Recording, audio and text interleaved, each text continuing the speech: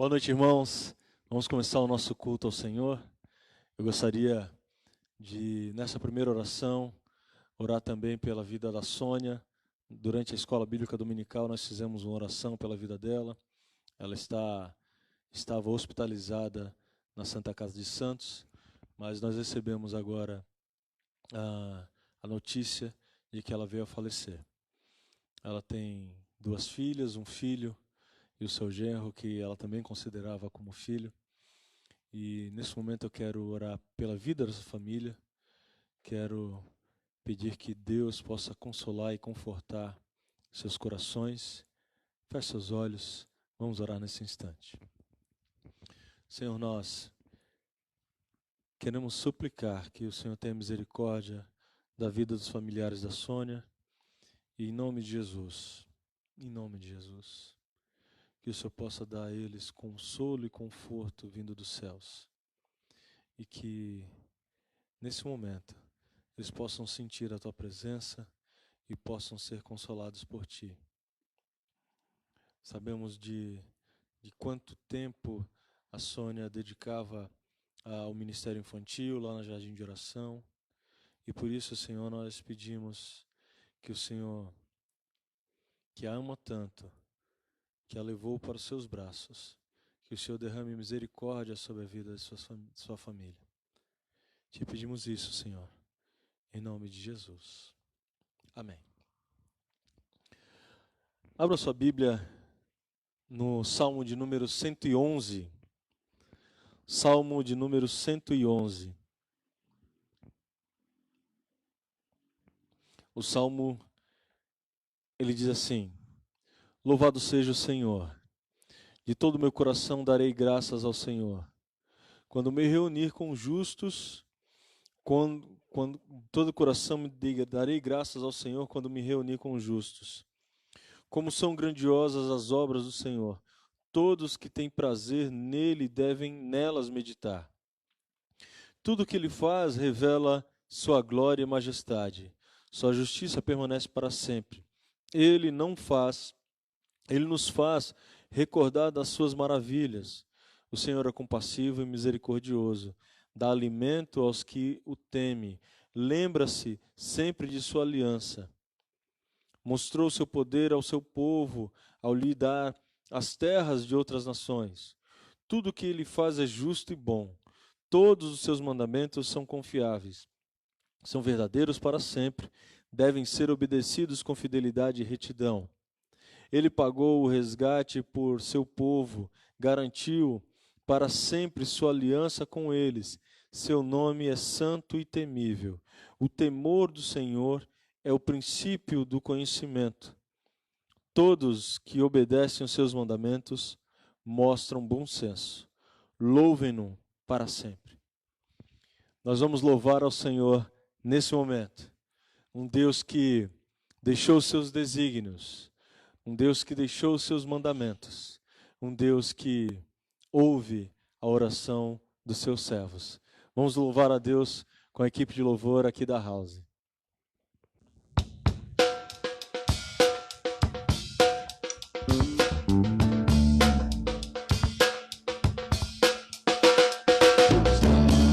Santo, Santo, Santo, Santo, Santo é o Senhor poderoso, digno de toda honra, digno de toda glória e de receber todo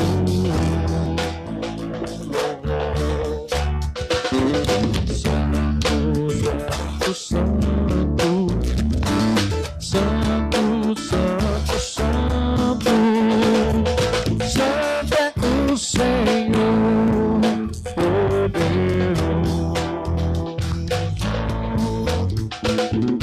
digno de toda honra, digno de toda glória e de receber todo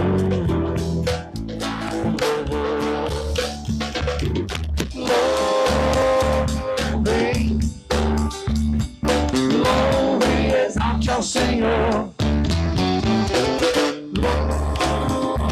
Louve seu nome para sempre.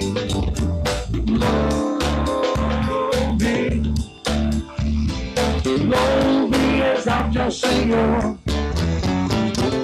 Louve seu nome para sempre.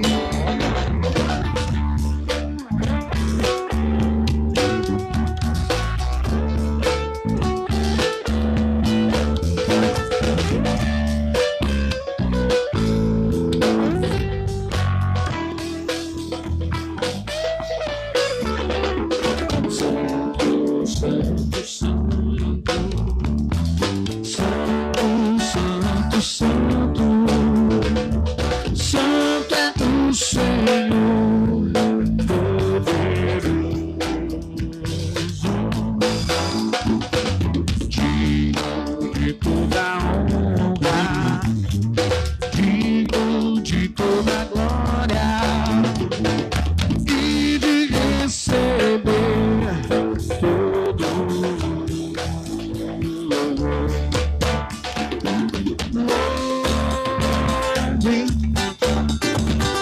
Louve e exalte ao Senhor. Louve seu nome para sempre.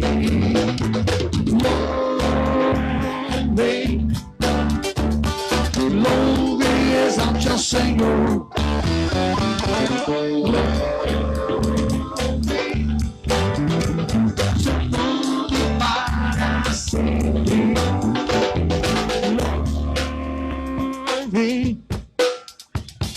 Louve e exalte ao Senhor. Louve seu nome para sempre.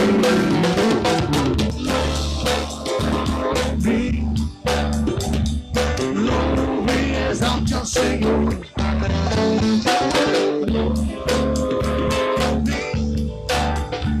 Seu nome para sempre. Seu nome para sempre. Seu nome para sempre.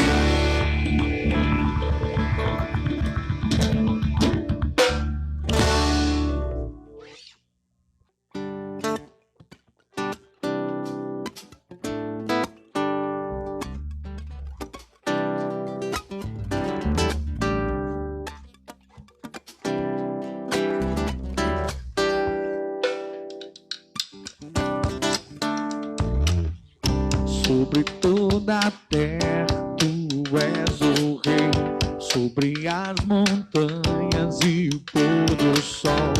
Uma coisa só o desejo é: vem reinar de novo em mim.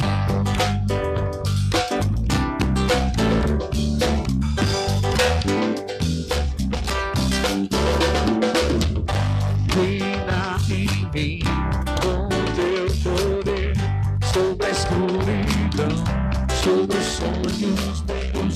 Tu és o Senhor de tudo que sou. Vem reinar em mim, Senhor.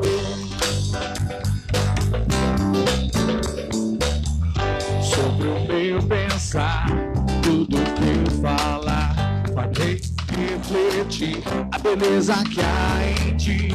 Tu és para mim mais que tudo aqui. Vem reinar de novo em mim, reina em mim com teu poder, sobre a escuridão, sobre os sonhos meus. Tu és o Senhor de tudo que sou. Vem reinar em mim, Senhor, reina em mim com o seu poder, sobre a escuridão, sobre os sonhos meus. Tu és o Senhor de tudo que eu sou. Vem reinar em mim, Senhor.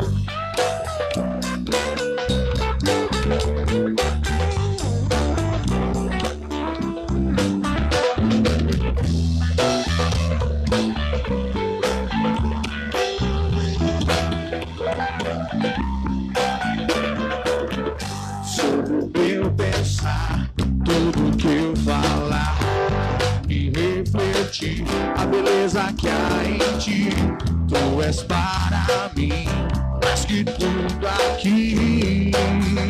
Vem reinar de novo em mim, reina em mim com teu poder sobre a escuridão, sobre os sonhos teus, Senhor, de tudo que sou.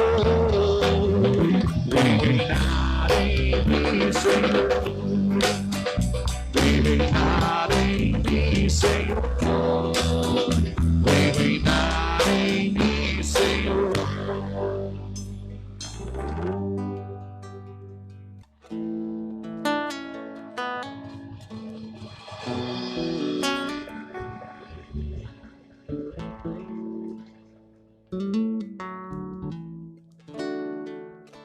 Me quebra e me refaz.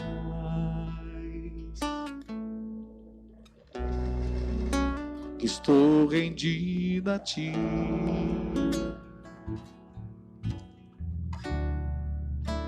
Não sou mais eu quem vivo. Hoje Cristo vive em mim.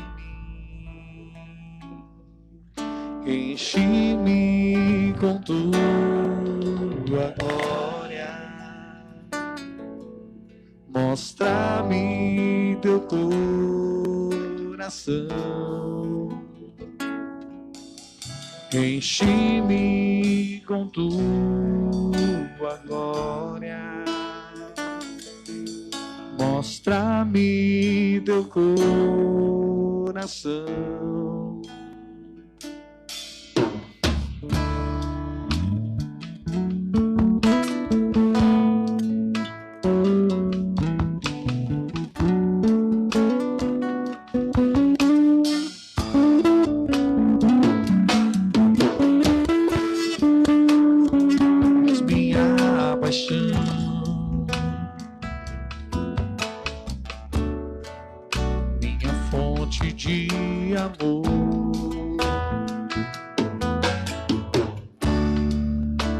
Meus sonhos, meus anseios e esperança estão em ti.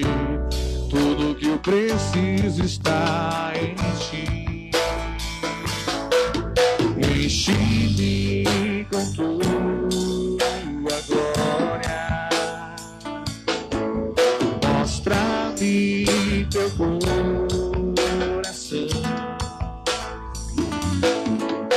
Enche-me com tua glória. Mostra-me teu coração.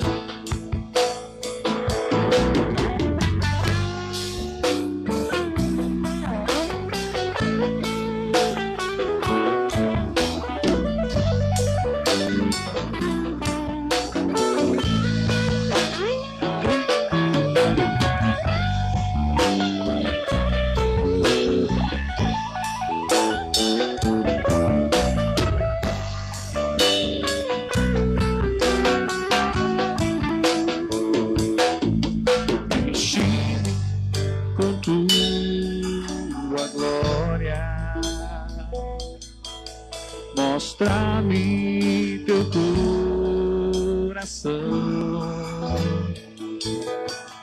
Enche-me com tua glória.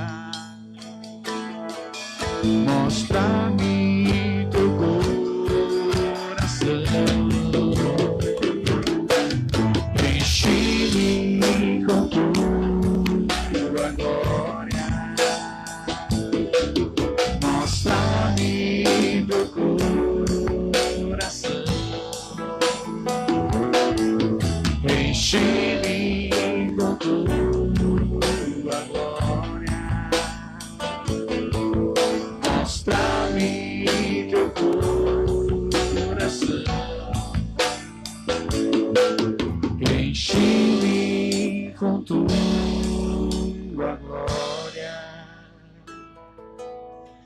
Mostra-me teu coração, enche-me com tua glória. Mostra-me teu coração.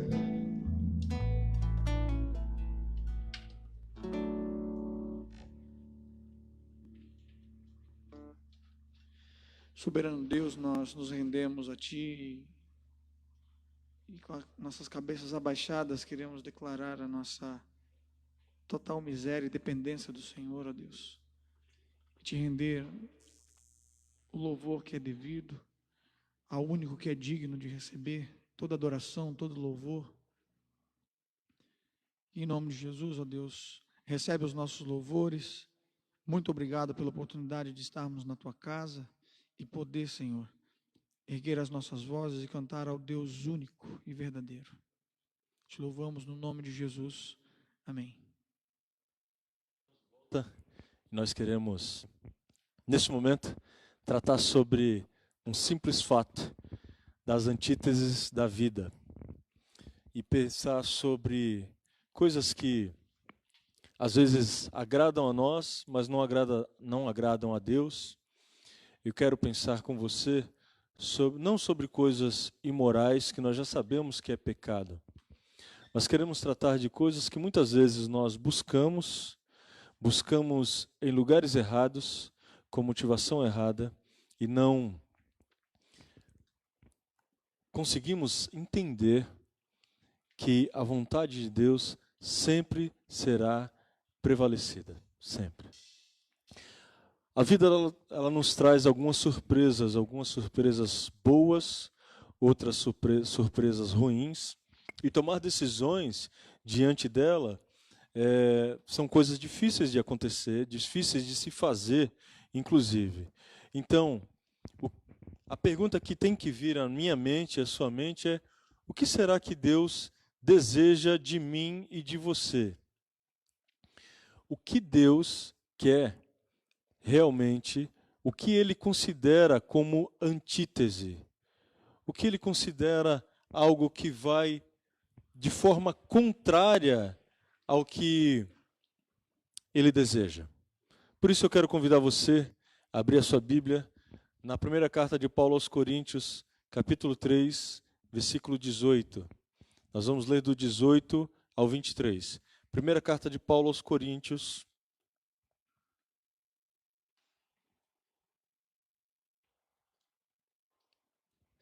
capítulo 3, nós vamos ler do versículo 18 ao 23.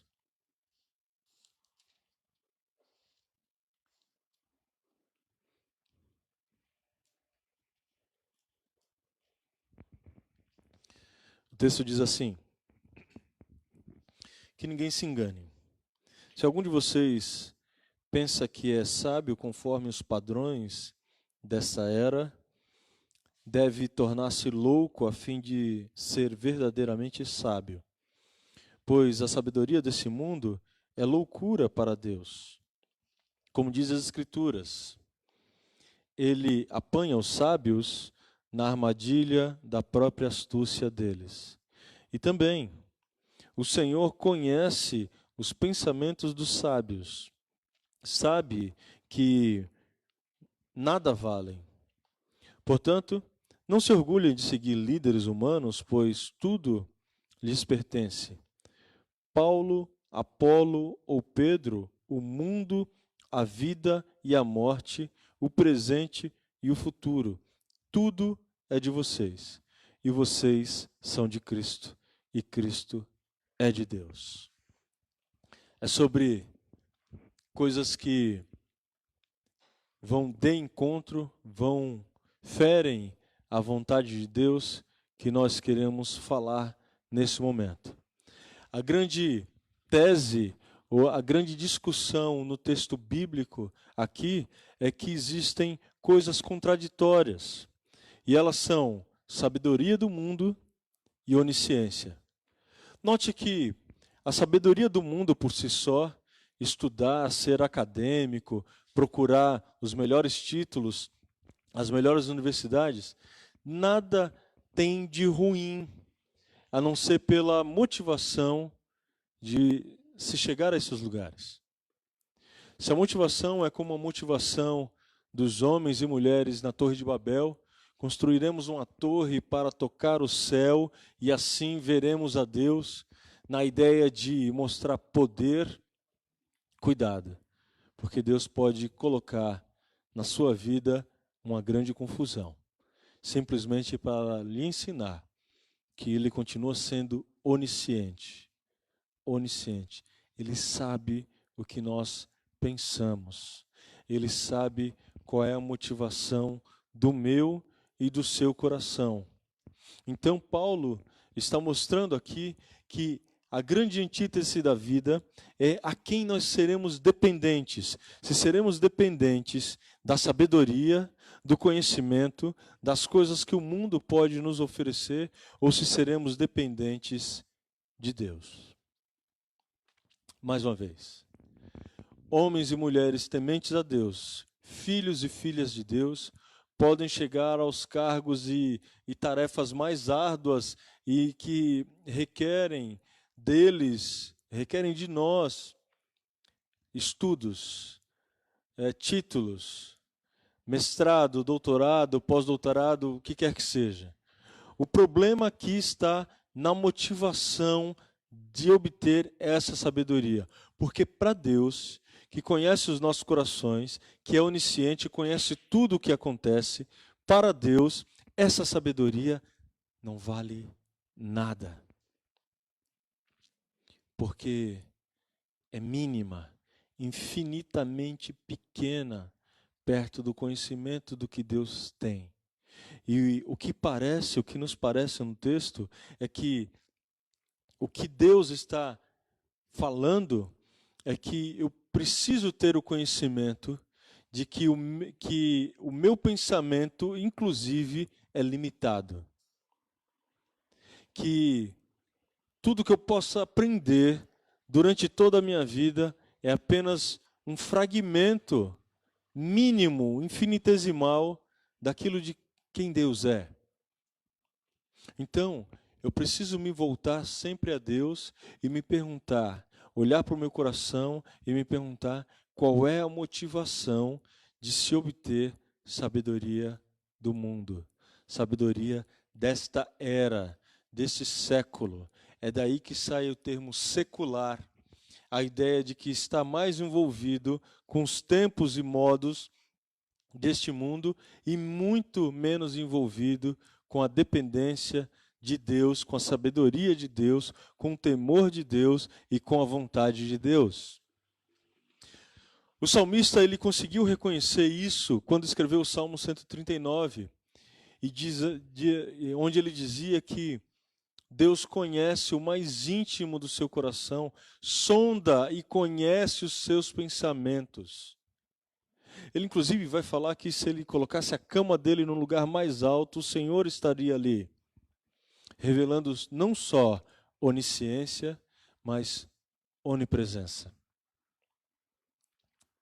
Se nós pararmos para pensar na cena em que os discípulos, quando ouvem a pregação de Jesus, alguns dos discípulos abandonam, dão as costas para o mestre e ficam ali os 12 apóstolos e eles começam a se perguntar e começam a ter dúvidas e começam a questionar o discurso de Jesus, dizendo, puxa, que discurso duro esse. Jesus se volta para eles e fala, olha, se vocês quiserem ir embora, vocês podem ir. E Pedro se vira para Jesus em João 6, 67, 68 e diz, para onde nós iríamos se só o Senhor tem as palavras de vida eterna? Pedro conseguia reconhecer que estava diante do próprio Deus na terra.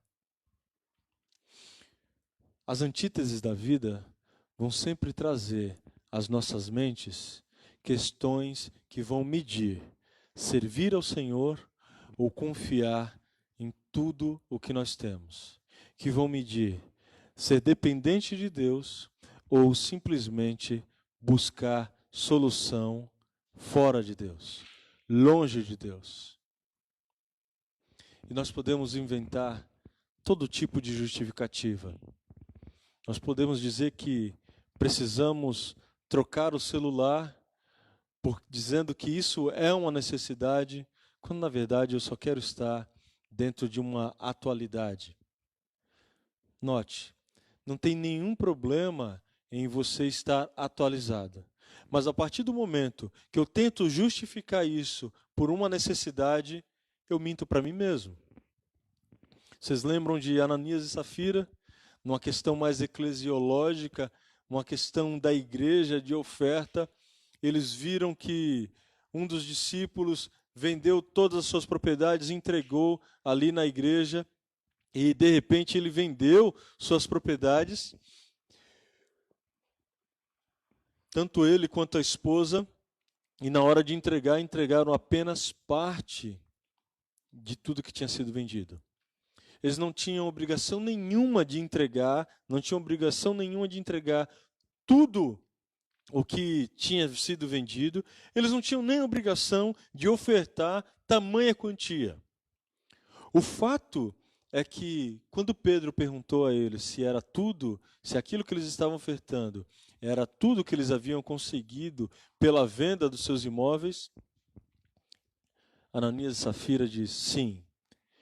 Então Deus revela a Pedro que aquilo era uma mentira e os dois morrem naquele instante. Deus não quer nada além da verdade. Deus não requer de nós nenhum sacrifício que seja exorbitante, mas Ele quer de nós obediência e verdade. E isso sempre vai estar diante de nós para nós optarmos entre a sabedoria e a solução do mundo e a onisciência, onipresença e onipotência do Senhor. O que você escolhe? Dependendo da escolha que você fizer, nós podemos obter respostas que podem me levar a perder tempo. Olha o que a Bíblia diz aqui no primeiro versículo que nós lemos. Que ninguém se engane. A primeira coisa que essas escolhas ruins, mas podem causar em nós, é o fato de que você e eu perderemos tempo buscando sabedoria humana se eu não pensar que tudo isso precisa glorificar a Deus. Sabe o que acontece? Nós vamos achar que é válido lutar por uma coisa que Deus não aprova. Nós vamos achar que é válido galgar posições e postos em que Deus não está nos acompanhando. Onde Deus fala para irmos para o lado direito e nós vamos para o lado esquerdo. Onde Deus cobra de nós uma postura séria, moral, bíblica, e simplesmente nós optamos pela amizade, por ser o boa praça, e assim negociamos os valores da Bíblia. O que o texto bíblico está dizendo é que buscar sabedoria, solução no mundo é mero engano. Precisamos buscar solução em Deus. A segunda coisa que eu e você precisamos entender, onde essas escolhas podem nos levar, é que sempre que buscamos sabedoria, sabedoria do mundo, isso nos trará resultados errados. Não estou dizendo que são prejuízos. Eu estou falando que você pode obter muito lucro e Deus nunca ter autorizado isso. Eu estou dizendo que você pode fechar negócios, tentando até negociar com Deus, dizendo que vai ofertar, que vai dizimar, que vai oferecer, e que ainda assim, no fundo do seu coração, a única coisa que você está preocupado é com a vã glória dos homens. É o que o texto bíblico diz aqui. Se algum de vocês pensa ser sábio conforme os padrões do mundo, desta era, deve se tornar louco a fim de que verdadeiramente seja sábio, pois a sabedoria do mundo é loucura para Deus. Como diz as Escrituras, ele pega os sábios nas armadilhas da sua própria astúcia. E também o Senhor conhece o pensamento dos sábios, como nós lemos no Salmo 139. Portanto, não se orgulhem os líderes de seguir líderes humanos, pois tudo lhe pertence. Não tenha orgulho de estar seguindo simplesmente pessoas sábias. Trarão resultado, trarão palco, trarão postura, trarão glória diante dos homens, mas tudo isso é vão. Isso não agradará a Deus. E aí a pergunta é: a quem nós queremos agradar? Porque obter glória e fama do mundo não é algo tão difícil. Se você fizer a amizade certa, se você tiver os estudos certos, você vai alcançar essas coisas. A pergunta é: eu ainda estou no centro da vontade de Deus? A pergunta é: será que Deus ainda está comigo? Ou quando eu decidi fazer isso, Deus simplesmente ficou para trás? Porque eu o deixei. Procurar a glória diante dos homens, a vanglória, nos trará resultados, mas esses resultados são resultados errôneos, resultados errados. Mas eu posso ainda pensar numa visão correta da vida, a partir das minhas escolhas. E isso vai envolver uma espiritualidade tipicamente cristã, porque a Bíblia está afirmando que todas as coisas do mundo, que todas as coisas que estão acontecendo já são nossas, dos filhos de Deus, dos cristãos. Olha o que a Bíblia diz, no versículo 21. Portanto, não se orgulhem de seguir líderes humanos, pois tudo lhe pertence. Tudo lhe pertence. Paulo, Apolo, ou Pedro, o mundo, a vida, a morte, o presente e o porvir, tudo é de vocês. E vocês são de Cristo. E Cristo é de Deus. Sabe o que a Bíblia está dizendo aqui? Não é um pensamento materialista. Ora, se tudo é nosso, se todas as coisas do mundo são nossas, então eu vou para lá para adquirir conhecimento, adquirir bens. Mas o que a Bíblia está dizendo é totalmente contrário. O que a Bíblia está dizendo é que eu tenho acesso a essas coisas e eu não preciso de muito. O que a Bíblia está dizendo é que quando eu me torno um filho de Deus, eu tenho suficiência nele. Tenho suficiência nele. O que nós queremos, na prática, dizer é que, por exemplo, a praia ela está aí para você usufruir, se você pudesse, que agora está fechada na epidemia. Mas ela está aí. Então você pode ir à praia, ou eu posso ir à praia, e um morador de rua pode ir à praia. Mas a partir do momento que eu começo a me questionar, e você começa a se questionar se você está com a roupa adequada, se você comprou a nova coleção, se você está disposto a ir desse jeito ou daquele jeito, então tudo que você poderia usufruir ficou vetado por uma mera imagem. Você pode perguntar, ou se perguntar, quando você vai prestar um vestibular? Quando você vai voltar a estudar?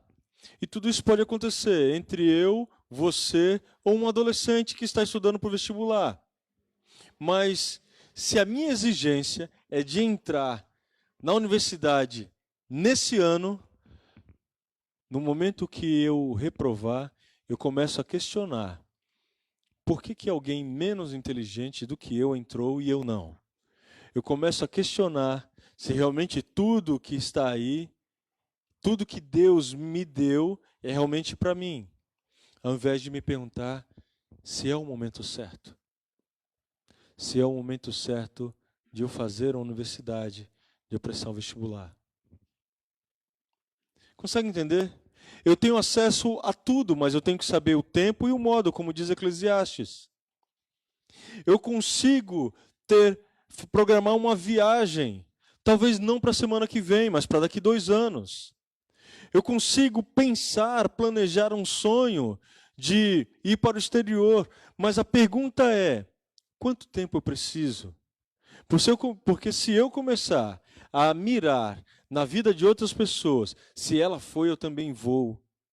Se eu começar a medir o tempo delas pelo meu tempo, o modo delas pelo meu modo, então tudo que Deus está nos oferecendo aqui passa a ter a motivação errada e passa a ter uma visão errada. A visão correta é que Deus criou todas as coisas para nós usufruirmos. E a partir disso, eu preciso planejar a minha vida para saber qual é o momento certo. E o que Deus quer me ensinar se eu não passar, se eu não puder usufruir, se eu não conseguir realizar os planos que eu tenho executado. E talvez esse seja o momento mais difícil para nós aprendermos com Deus, aprendermos a ser dependentes dele e nos perguntar, o que o Senhor quer me ensinar com isso? Como vai as suas decisões? Como vão as suas justificativas das antíteses da vida? Você tem a visão correta? Ou você acha que está tendo os maiores resultados quando, no final das contas, são resultados apenas para homens? Mas Deus não está com você. Porque por procurar a glória dos homens é meramente perda de tempo. Quais são as suas escolhas? Eu quero orar por você nesse momento. Feche seus olhos para que Deus sempre ilumine a sua vida e que você sempre possa entender os propósitos de Deus na sua vida. Eu vou orar também pela nossa família em oração. Nossa família em oração da semana é a família do Itamar. O primeiro nome do Itamar chama Hernani e nós estamos pensando numa ordem alfabética. Então ore pela vida do Itamar e da dona Isa e ore pela vida dos filhos dele também e pelo seu trabalho. Feche seus olhos, vamos orar nesse momento. Senhor, nós queremos que o Senhor sempre nos ilumine e guie os nossos passos. Ajuda-nos, Pai, a tomar a decisão correta. Mesmo em uma situação de pandemia, sabemos que o diabo, o inimigo das nossas almas, sempre nos tentará a buscar a glória dos homens e não a do Senhor. Por isso nós te pedimos, tem misericórdia de nós. Guia os nossos passos. Queremos ouvir a tua voz alta e claramente em nossos corações. Somos teus filhos e carecemos da tua presença e do teu falar em nossos ouvidos. Abençoa, Senhor, a vida do Itamar e da Isa. Abençoa a vida dos seus filhos e que ele possa experimentar da tua presença nessa semana. Em nome de Jesus, Pai. Lembramos das famílias enlutadas, da família do Gabriel, da família da nossa irmã Sônia, que já está contigo. Lembramos da família de tantas pessoas que estão doentes e carecem das nossas orações, como a mãe da Doroti, como o Marcos Amador, presbítero na igreja em Santos. Em nome de Jesus, que o Senhor derrame graça sobre graça. Tenha misericórdia dos seus servos. Consola e conforta os familiares. Te pedimos para a glória do teu nome. Pedimos em nome de Jesus. E agora, meus irmãos, que a graça do nosso Senhor Jesus Cristo, que o amor de Deus Pai e a comunhão e o consolo do Espírito Santo esteja hoje com o povo de Deus, espalhado na face da terra e para todo sempre. Amém. Deus abençoe sua vida. Até quinta-feira.